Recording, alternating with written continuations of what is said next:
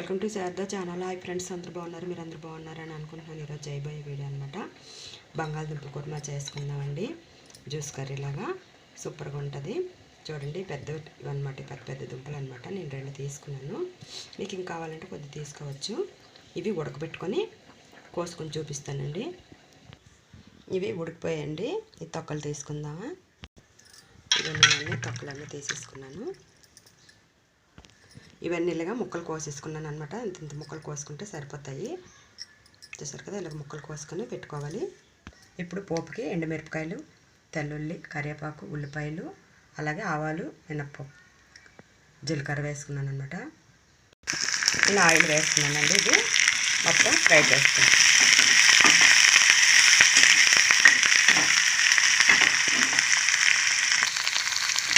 పచ్చిమిరపకాయలు వేసుకున్నానండి. టేస్ట్ బాగుంటుంది అనమాట. ఇందులో అల్లం వెల్లుల్లి పేస్ట్ వేసుకున్నాను. ఇక్కడ అల్లం వెల్లుల్లి పేస్ట్ వేసుకున్నాను. ఇది పచ్చివాసన పోయినంత వరకు కొద్దిగా ఫ్రై చేసుకున్నాను.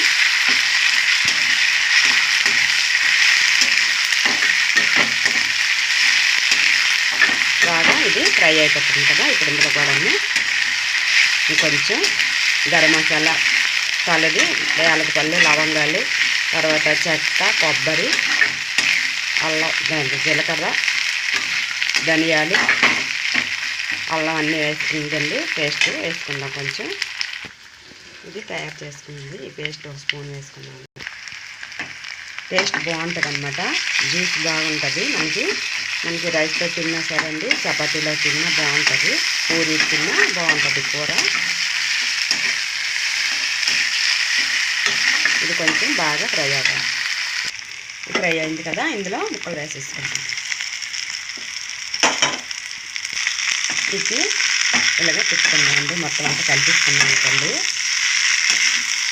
మొత్తం గరం మసాలా అంతా ముక్కలకి పడుతుంది అన్నమాట. ఇక్కడ పసుపు వేసుకున్నాను, అలాగే సాల్ట్ కూడా వేసేసుకుంటున్నాను. మొత్తం ఇదంతా కలిపిస్తున్నామండి.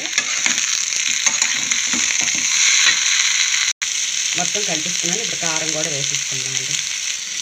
ఇక్కడ కారం కూడా వేసేసుకుంటున్నాను. కారం వేసి మొత్తం కలిపేసుకోవాలి. చూసారు కదా, మనకి బాగా మసాలా అంతా పట్టిందనమాట. మసాలా అంతా ఇందులో ఇప్పుడు వాటర్ వేసుకుందాం.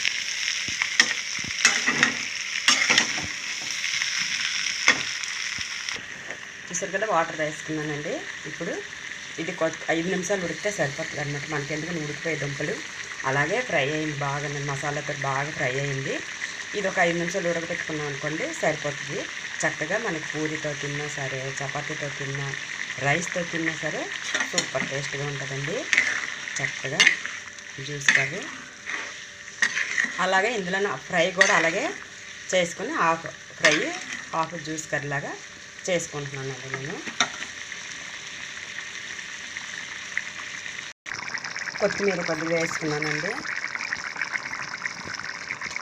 మనకి దగ్గర అయిపోయింది అనమాట.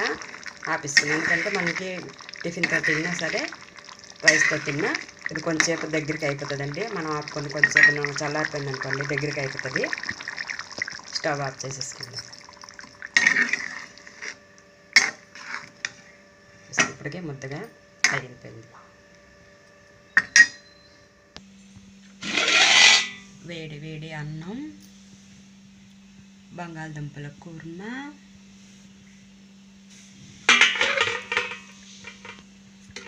అలాగే పప్పు, వేడి వేడిగా పప్పు,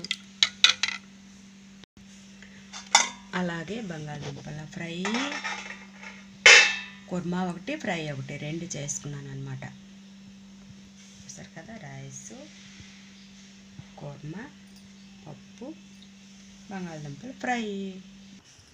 వేడి వేడి రైసు, కుర్మా కూర, బంగాళదుంప, పప్పు, బంగాళదుంప ఫ్రై, స్వీటు, లడ్డు, అరటిపండు.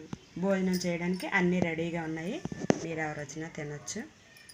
ఇలాగే మీరు కూడా ఫ్రై, కుర్మా 2 ఒకేసారి చేసుకోవాలంటే ఇలా ఫ్రై చేసుకున్న తర్వాత వాటర్ వేసుకొని అది చేసుకోండి.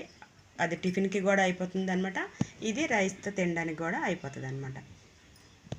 ఈ వీడియో నచ్చినట్టుగా లైక్ కొట్టండి, సబ్స్క్రైబ్ చేయండి, బెల్ సింబల్ నొక్కండి, మీ ఫ్రెండ్స్కి అందరికీ షేర్ చేయండి. సరే బాయ్ బాయ్ అందరికీ. ఈ వీడియో నచ్చినట్టుగా లైక్ కొట్టండి అందరూ. సరే, కొత్త వాళ్ళు అయితే సబ్స్క్రైబ్ చేసుకోండి మా ఛానల్. నేను పెట్టిన వీడియోలన్నీ మీకు వస్తాయన్నమాట. సరే ఓకేనా, మీ అందరికీ గుడ్ మార్నింగ్. Bye bye.